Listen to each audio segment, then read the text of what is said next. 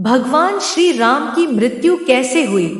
जिस तरह दुनिया में आने वाला हर इंसान अपने जन्म से पहले ही अपनी मृत्यु की तारीख यमलोक में निश्चित करके आता है, उसी तरह इंसान रूप में जन्म लेने वाले भगवान के अवतारों का भी इस धरती पर एक निश्चित समय था। वो समय समाप्त होने के बाद उन्हें भी मृत्यु का वरण करके अपने लोक वापस लौटना पड़ा था। आज मैं आपको बताने वाला हूँ कि भगवान श्री राम कैसे इस लोक को छोड़कर वापस विष्णु लोक गए। भगवान श्री राम के मृत्यु वरण में सबसे बड़ी बाधा उनके प्रिय भक्त हनुमान थे, क्योंकि हनुमान के होते हुए यम की इतनी हिम्मत नहीं थी कि वो राम के पास पहुंच चुके, पर स्वयं श्री राम से इसका हल निकाला। आइए जानते हैं कैसे श्री राम ने इस समस्या का हल निकाला, कैसे हुई श्री राम की मौत। वैसे तो श्री राम की मौत को लेकर कई बातें सामने आई है, लोगों के अलग अलग मत हैं, जिनमें से कुछ प्रमुख मतों के बारे में आज मैं आपको बताने वाला हूँ। पहला मत, एक दिन राम जान गए कि उनकी मृत्यु का समय हो गया था। वह जानते थे कि जो जन्म लेता है उसे मरना पड़ता है। यम को मुझ तक आने दो, मेरे लिए वैकुंठ, मेरे स्वर्गिक धाम जाने का समय आ गया है, उन्होंने कहा। लेकिन मृत्यु के देवता यम अयोध्या में घुसने से डरते थे, क्योंकि उनको राम के परम भक्त और उनके महल के मुख्य प्रहरी हनुमान से भय लगता था। यम के प्रवेश के लिए हनुमान को हटाना जरूरी था। इसलिए राम ने अपनी अंगूठी को महल के फर्श के एक छेद में से गिरा दिया और हनुमान से इसे खोजकर लाने के लिए कहा। हनुमान ने स्वयं का स्वरूप छोटा करते हुए बिल्कुल भंवरे जैसा आकार बना लिया और केवल उस अंगूठी को ढूंढने के लिए छेद में प्रवेश कर गए। वह छेद केवल छेद नहीं था, बल्कि एक सुरंग का रास्ता था जो सांपों के नगर नागलोक तक जाता था।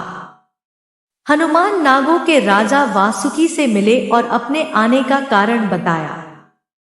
वासुकी हनुमान को नागलोक के मध्य में ले गए, जहां अंगूठियों का पहाड़ जैसा ढेर लगा हुआ था।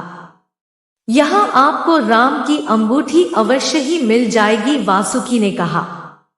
हनुमान सोच में पड़ गए कि वो कैसे उसे ढूंढ पाएंगे, क्योंकि ये तो भूसे में सुई ढूंढने जैसा था। लेकिन सौभाग्य से जो पहली अंगूठी उन्होंने उठाई वो राम की अंगूठी थी।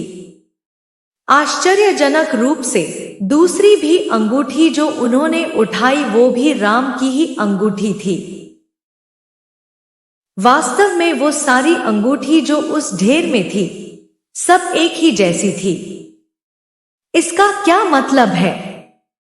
वह सोच में पड़ गए। वासुकी मुस्कुराए और बोले, जिस संसार में हम रहते हैं वो सृष्टि व विनाश के चक्र से गुजरती है। इस संसार के प्रत्येक सृष्टि चक्र को एक कल्प कहा जाता है। हर कल्प के 4 युग या 4 भाग होते हैं। दूसरे भाग या त्रेता युग में राम अयोध्या में जन्म लेते हैं। एक वानर इस अंगूठी का पीछा करता है और पृथ्वी पर राम मृत्यु को प्राप्त होते हैं। इसलिए यह सैकड़ों हजारों कल्पों से चली आ रही अंगूठियों का ढेर है। सभी अंगूठियां वास्तविक हैं। अंगूठियां गिरती रहीं और इनका ढेर बड़ा होता रहा। भविष्य के रामों की अंगूठियों के लिए भी यहां काफी जगह है। हनुमान जान गए कि उनका नागलोक में प्रवेश और अंगूठियों के पर्वत से साक्षात कोई आकस्मिक घटना नहीं थी। यह राम का उनको समझाने का मार्ग था कि मृत्यु को आने से रोका नहीं जा सकेगा। राम मृत्यु को प्राप्त होंगे, संसार समाप्त होगा, लेकिन हमेशा की तरह संसार पुनः बनता है और राम भी पुनः जन्म लेंगे। दूसरा मत, हिंदू धर्म के प्रमुख 3 देवता ब्रह्मा, विष्णु तथा महेश में से भगवान विष्णु के कई अवतारों ने विभिन्न युग में जन्म लिया। यह अवतार भगवान विष्णु द्वारा संसार की भलाई के लिए लिए गए थे। भगवान विष्णु द्वारा कुल 10 अवतारों की रचना की गई थी। जिसमें से भगवान राम 7वें अवतार माने जाते हैं। यह अवतार भगवान विष्णु के सभी अवतारों में से सबसे ज्यादा प्रसिद्ध और पूजनीय माना जाता है। प्रभु राम के बारे में महर्षि वाल्मीकि द्वारा अनेक कथाएं लिखी गई हैं, जिन्हें पढ़कर कलयुग के मनुष्य को श्री राम के बारे में जानकारी प्राप्त होती है। वाल्मीकि के अलावा प्रसिद्ध महाकवि तुलसीदास ने भी अनगिनत कविताओं द्वारा कलयुग के मानव को श्री राम की तस्वीर जाहिर करने की कोशिश की है। भारत में उत्तर से लेकर दक्षिण तथा पूर्व से पश्चिम तक सभी जगहों पर भगवान राम के मंदिर स्थापित किए गए हैं। इनमें से कई मंदिर ऐतिहासिक दृष्टि से बनाए गए हैं। भगवान श्री राम की मुक्ति से पूर्व यदि हम उनके जीवन काल पर नजर डालें, तो प्रभु राम ने पृथ्वी पर 10,000 से भी ज्यादा वर्षों तक राज किया है।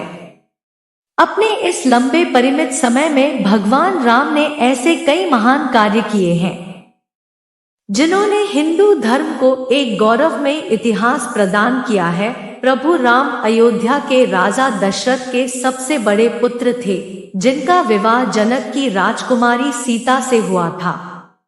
अपनी पत्नी की रक्षा करने के लिए भगवान राम ने राक्षसों के राजा रावण का वध भी किया था। फिर कैसे भगवान राम इस दुनिया से लोप हो गए? वह क्या कारण था जो उन्हें अपने परिवार को छोड़ विष्णु लोक वापस पधारना पड़ा? पद्म पुराण में दर्ज एक कथा के अनुसार एक दिन एक वृद्ध संत भगवान राम के दरबार में पहुंचे और उनसे अकेले में चर्चा करने के लिए निवेदन किया। उस संत की पुकार सुनते हुए प्रभु राम उन्हें एक कक्ष में ले गए और द्वार पर अपने छोटे भाई लक्ष्मण को खड़ा किया और कहा कि यदि उनके और उस संत की चर्चा को किसी ने भंग करने की कोशिश की तो उसे मृत्युदंड प्राप्त होगा। लक्ष्मण ने अपने ज्येष्ठ भ्राता की आज्ञा का पालन करते हुए दोनों को उस कमरे में एकांत में छोड़ दिया और खुद बाहर पहरा देने लगे। वह वृद्ध संत कोई और नहीं बल्कि विष्णु लोक से भेजे गए काल देव थे, जिन्हें प्रभु राम को यह बताने भेजा गया था कि उनका धरती पर जीवन पूरा हो चुका है और अब उन्हें अपने लोक वापस लौटना होगा। अभी उस संत और श्री राम के बीच चर्चा चल ही रही थी कि अचानक द्वार पर ऋषि दुर्वासा आ गए। उन्होंने लक्ष्मण से भगवान राम से बात करने के लिए कक्ष के भीतर जाने के लिए निवेदन किया, लेकिन श्री राम की आज्ञा का पालन करते हुए लक्ष्मण ने उन्हें ऐसा करने से मना किया। ऋषि दुर्वासा हमेशा से ही अपने अत्यंत क्रोध के लिए जाने जाते हैं, जिसका खामियाजा हर किसी को भुगतना पड़ता है, यहाँ तक कि स्वयं श्री राम को भी। लक्ष्मण के बार बार मना करने पर भी ऋषि दुर्वासा अपनी बात से पीछे ना हटे और अंत में लक्ष्मण को श्री राम को श्राप देने की चेतावनी दे दी। अब लक्ष्मण की चिंता और भी बढ़ गई। वे समझ नहीं पा रहे थे कि आखिरकार अपने भाई की आज्ञा का पालन करें या फिर उन्हें श्राप मिलने से बचाएं।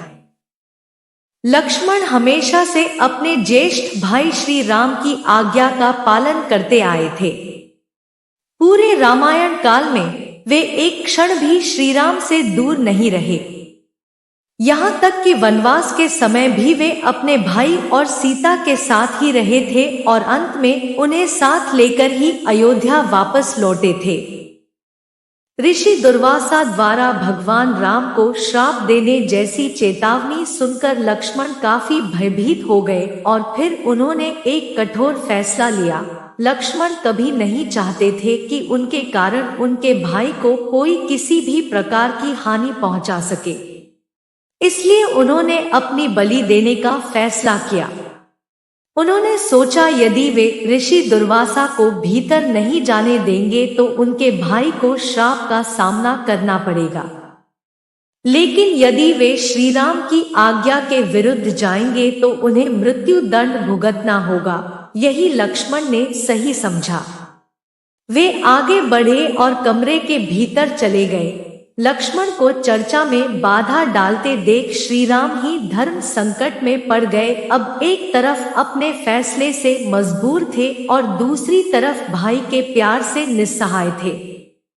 उस समय श्री राम ने अपने भाई को मृत्यु दंड देने के स्थान पर राज्य एवं देश से बाहर निकल जाने को कहा। उस युग में देश निकाला मिलना मृत्यु दंड के बराबर ही माना जाता था, लेकिन लक्ष्मण जो कभी अपने भाई राम के बिना एक क्षण भी नहीं रह सकते थे, उन्होंने इस दुनिया को ही छोड़ने का निर्णय लिया।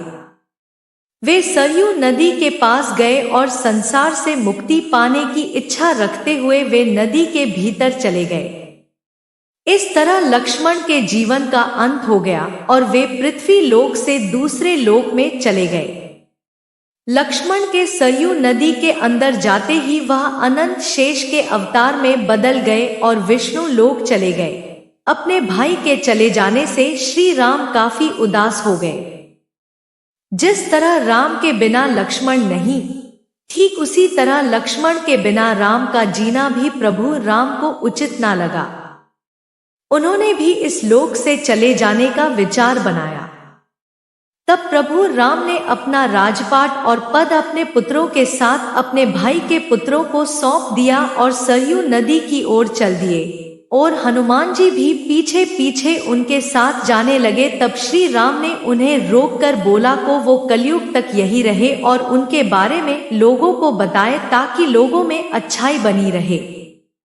लोग अपने जीवन में इन मूल्यों को अपनाकर अपने जीवन में परोपकार कर सके। और यह कहते कहते वह सरयू नदी में विलीन हो गए। वैसे तो श्री राम ने यह लोक छोड़ दिया है और विष्णु जी के रूप में आगे है, लेकिन वह हम सब के मन में आज भी जीवित है।